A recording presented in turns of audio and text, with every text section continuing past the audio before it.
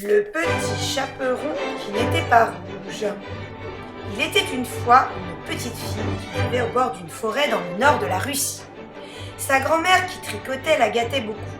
Elle lui avait fait un long manteau bleu, de petits gants bleus et lui avait cousu une chaude chapka bleue, si bien que tout le monde l'appelait le petit chaperon bleu.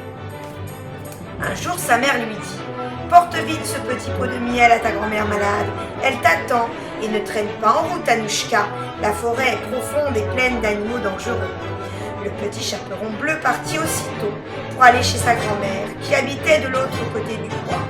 Ses petites nattes dansaient sous la chapka, dans son dos se trouvait sa balalaïka, la petite guitare qui ne la quittait pas. Bien vite, la petite fille oublia les recommandations de sa maman. Elle posa à son panier sa balalaïka et se jeta dans la neige fraîche pour y dessiner un ange. En agitant ses jambes et ses bras, elle dévala un grand champ pour être la première à laisser la trace de ses pas dans l'étendue blanche. Tant et si bien que quand elle entra dans la forêt, la nuit tombait déjà. Il faisait plus froid. Maintenant, le petit chaperon bleu frissonna. Et voilà qu'un ours se dressait devant elle. « Où vas-tu comme ça, petite fille ?» gronda l'ours avec un air mauvais. « Ta maman ne t'a pas dit qu'il ne fallait pas traîner dans les bois ?» « Si, monsieur l'ours, répondit Anouchka. Mais ma grand-mère est malade et je dois lui apporter un petit pot de miel. » « Un petit pot de quoi ?» demanda l'ours avec une voix soudain radoucie. « De miel, répéta la petite fille. Mais si vous le voulez, je vous le donne. Je jouerai un morceau de balalaïka à ma grand-mère à la place. Elle sera quand même contente. » Marché conclu, s'exclama l'ours. Et pour remercier le petit chaperon bleu, il la laissa dormir toute la nuit contre sa toison chaude. Au lever du soleil, le petit chaperon bleu salua l'ours et reprit sa route. Elle n'avait pas fait 3 pas qu'un tigre aux longues dents se dressait devant elle. « Où vas-tu comme ça, petite fille ?» gronda le tigre de Sibérie avec un air mauvais. « Ta maman ne t'a pas dit qu'il ne fallait pas traîner dans les bois ?»« Si, monsieur le tigre, répondit Anouchka, mais ma grand-mère est malade et je dois aller lui jouer un air de balalaïka. »« Un air de quoi ?» demanda le tigre avec une voix soudain radoucie. « De balalaïka, répéta la petite fille. « Mais si vous voulez, je vous en joue un, rien que pour vous.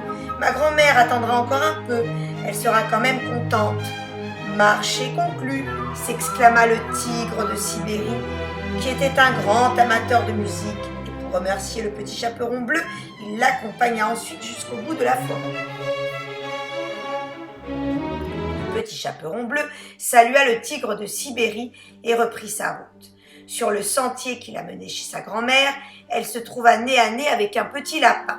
« Où vas-tu comme ça, petite fille ?» gronda le petit lapin avec un air mauvais. « Ta maman ne t'a pas dit qu'il ne fallait pas traîner dans les bois ?»« Si, monsieur le lapin, répondit Anouchka en se retenant de rire, mais ma grand-mère est malade et je dois lui rendre visite. »« Elle a des choux, ta grand-mère ?»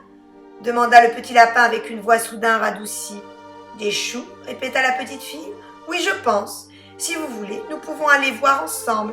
Ma grand-mère adore avoir de la visite. Elle sera contente. » Marché conclu, s'exclama le petit lapin qui était un grand gourmand. Et il accompagna le petit chaperon bleu jusque chez sa grand-mère.